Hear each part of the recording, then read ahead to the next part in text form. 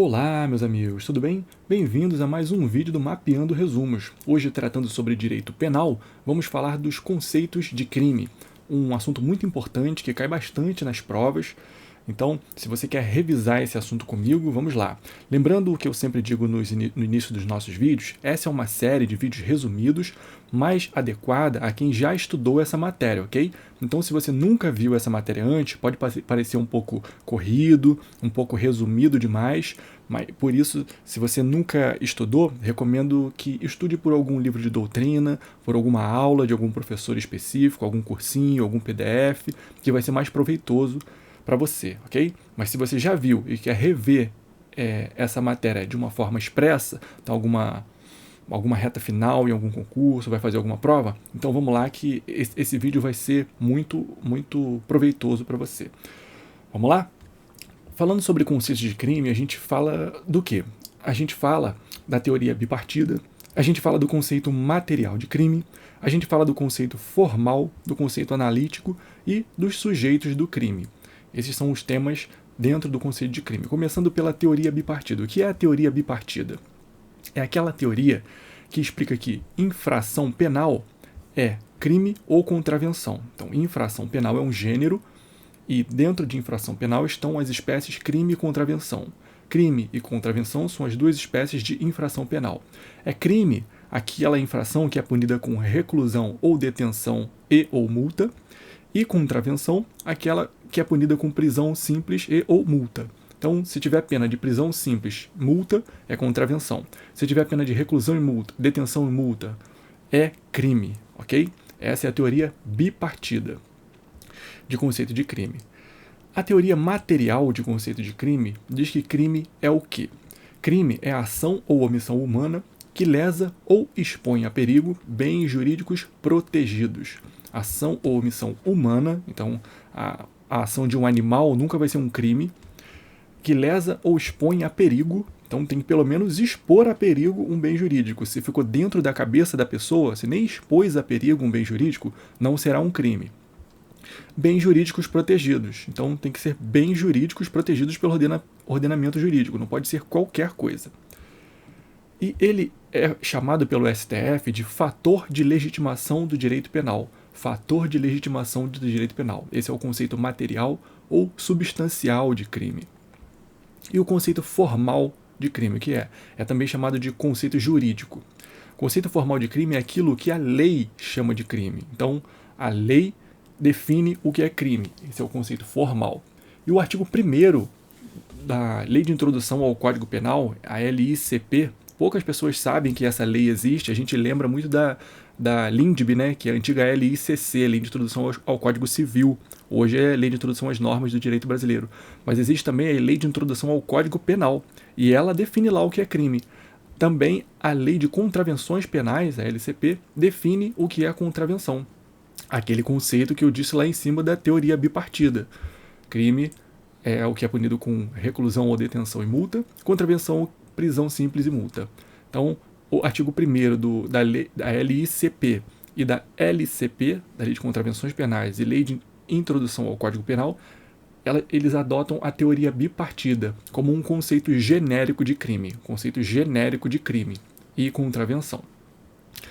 E o artigo 28 da Lei de Drogas. O artigo 28 da Lei de Drogas, ele não prevê como sanção nem detenção, nem reclusão, nem prisão simples e nem multa.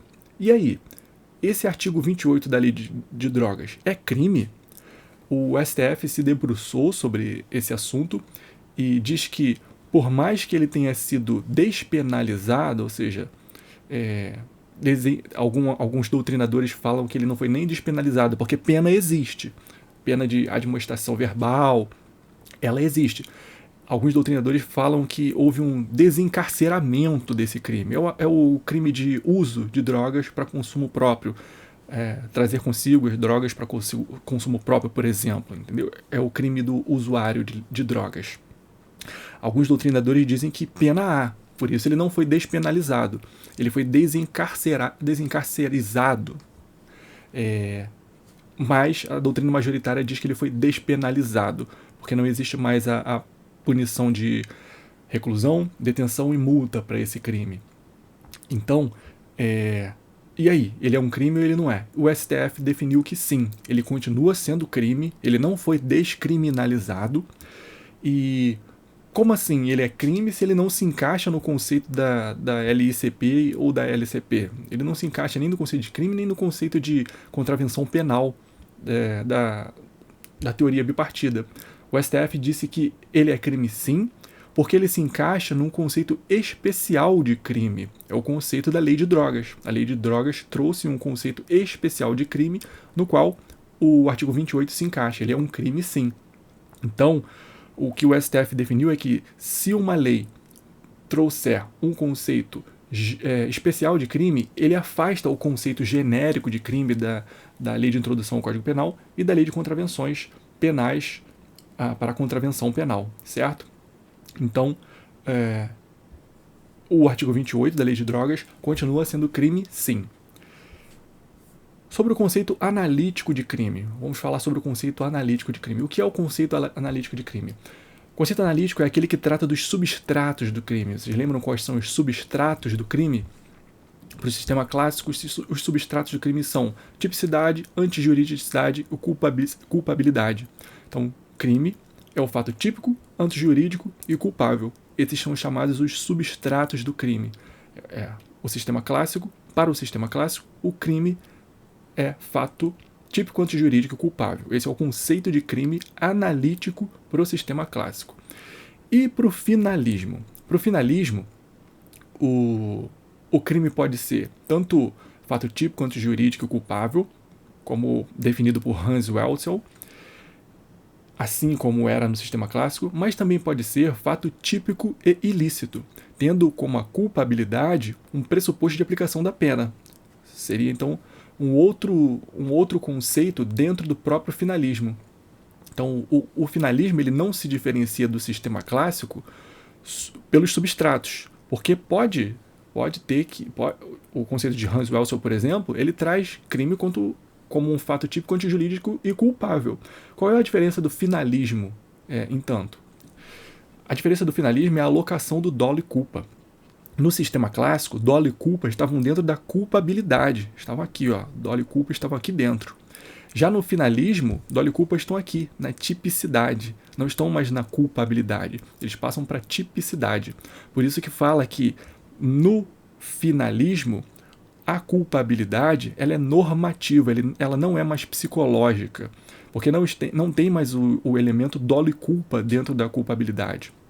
O elemento dolo e culpa, que são da cabeça do agente, dolo e culpa, a gente analisa os elementos psicológicos em dolo e culpa, eles não estão mais aqui, não estão mais aqui em culpabilidade, eles estão dentro de tipicidade.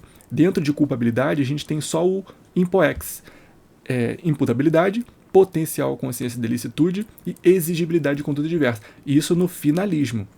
No sistema clássico, não. No sistema clássico, dolo e culpa estão aqui, dentro de culpabilidade. Então a diferença do finalismo para o sistema clássico não são os substratos do crime, não. A diferença deles é a alocação do dolo e culpa, que passa da culpabilidade, do sistema clássico, para a tipicidade no finalismo, certo? E sobre os sujeitos do crime, o que a gente pode dizer? Sobre os sujeitos do crime, a gente tem os sujeitos ativo e sujeito passivo do crime. Já intuitivamente a gente sabe, né, que sujeito ativo é o autor, sujeito passivo é a vítima. É mais ou menos isso mesmo. O sujeito passivo pode ser tanto o titular do bem jurídico protegido, o ofendido, o que é chamado vítima mesmo, vítima direta, é o sujeito ativo direto. A gente também, sujeito passivo imediato, também chamado de imediato, né? A gente pode também ter também o Estado como um sujeito passivo mediato. O autor, quando ele pratica um crime, ele também está ofendendo o Estado, porque ele está violando uma lei feita pelo Estado, sujeito passivo mediato. Ou pode ser também um crime contra a família, um crime contra a paz pública, contra o sujeito indeterminado. Então, a gente chama esse de crime vago. O crime vago é aquele que ofende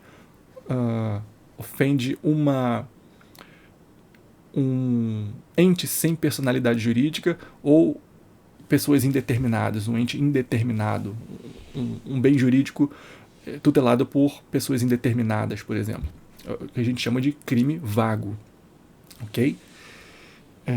E sujeito ativo? Sobre o sujeito ativo, a gente tem quem pratica o crime, obviamente, o autor, mas a gente tem uma dúvida aqui sobre a pessoa jurídica. Pessoa jurídica pode ser sujeito ativo de crime? A gente tem duas teorias que tentam explicar isso. A primeira teoria é a teoria da ficção jurídica. Eu sempre chamei esse autor aqui de Savigny, aprendi na faculdade como Savigny, mas depois um professor me disse que ele é alemão, então o nome dele se fala Savigny. Então a teoria da ficção jurídica de Savigny diz que não. Como a personalidade jurídica é uma ficção jurídica, então pessoa jurídica não pode cometer crime.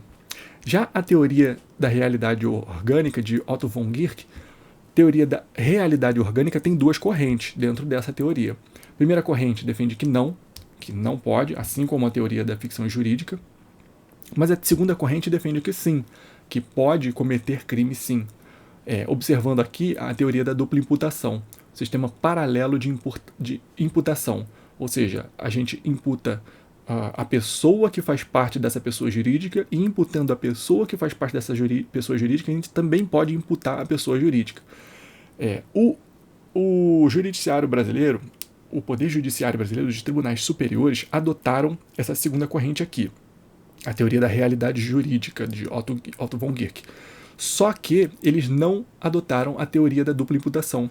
Então, nos casos em que há previsão de punição da pessoa jurídica por crime, que a pessoa jurídica pode cometer crime, como nos crimes ambientais, por exemplo, a pessoa jurídica pode ser sujeito ativo de crime, não é necessário punir uma pessoa que faz parte dessa pessoa jurídica, uma pessoa física, para poder punir a pessoa jurídica. Então, o STF e o STJ não acolheram a teoria da dupla imputação.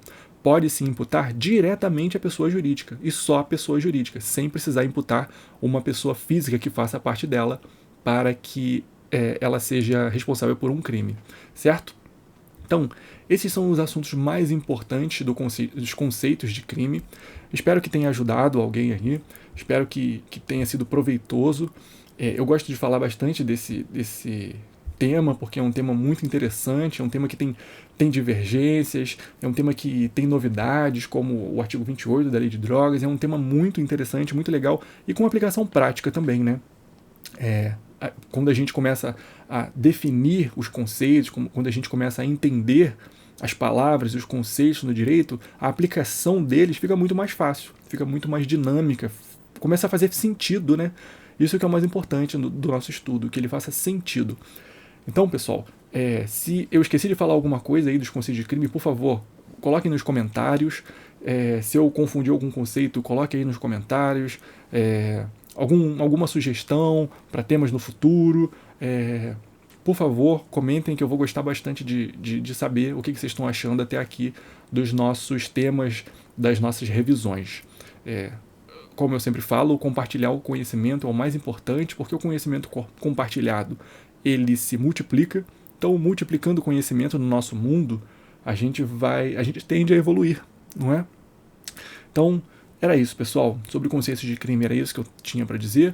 E até o próximo vídeo. Tchau, tchau!